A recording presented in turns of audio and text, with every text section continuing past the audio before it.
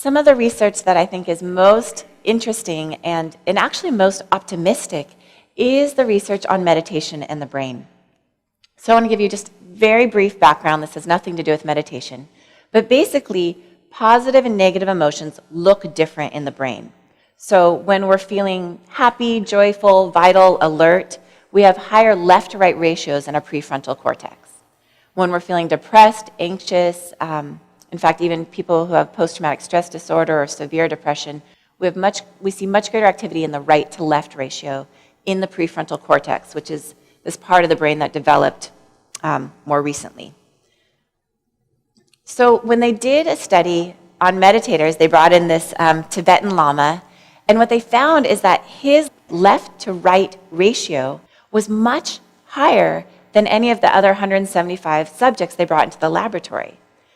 And so they asked, is this just a random artifact, right? Was he kind of born happy, and so then he decided to be a monk and a meditator and meditate?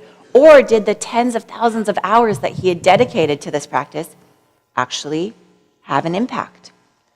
So they did the gold standard, which is a randomized controlled trial. They took 41 biotechnology employees who had never meditated. If they can do it, anyone can. They randomly assigned them into a mindfulness group taught by John Kabat-Zinn, or a waitlist group, and then they looked, is there change in the activity of the brain? And what they found is that 4 months later, there was significant differences in this left to right ratio, where they had much greater activity in the left to right with greater positive emotions, vitality. This is extraordinarily hopeful, and I want to explain why for those of you who aren't psychologists. In psychology, there's something called a happiness set point.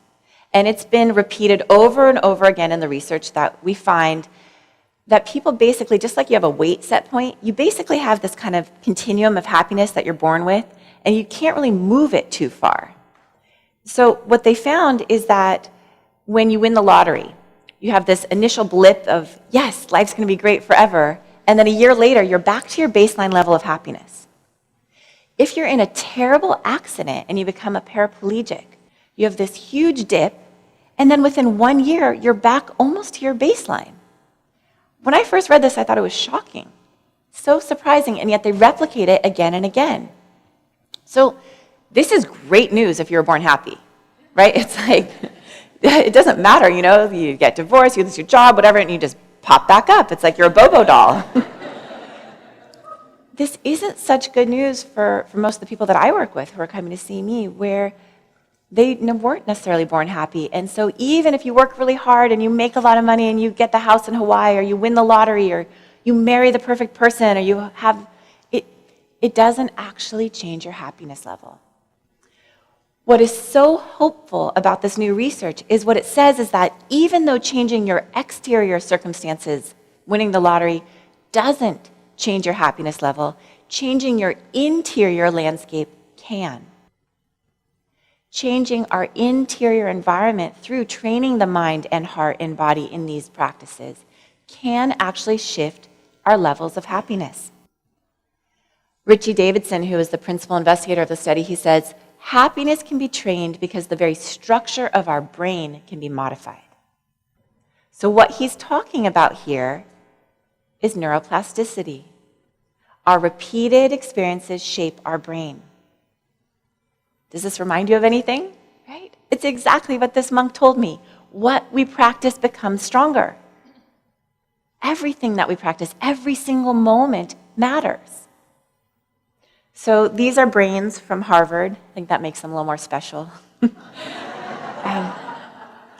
And basically, Sarah Lazar did this wonderful early research, and what she found is that meditators, the actual parts of their brain that have to do with attention, concentration, emotional intelligence, compassion, those parts of the brain actually get stronger, bigger.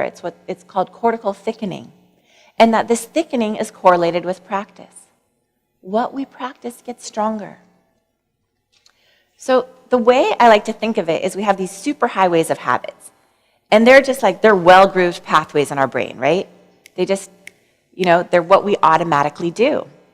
And what mindfulness is helping us start to do is to kind of like build, I think of it as like digging a country road. You're clearing all the brambles in your brain. You're creating this new neural pathway that's like, oh, I'm going to actually do it with compassion this time, or with a little more patience, or a little more presence. And so instead of going down that same superhighway of habit, we're shifting and we're going down a different pathway. And every single time that we do this, we're strengthening that pathway so that eventually that pathway becomes the habit.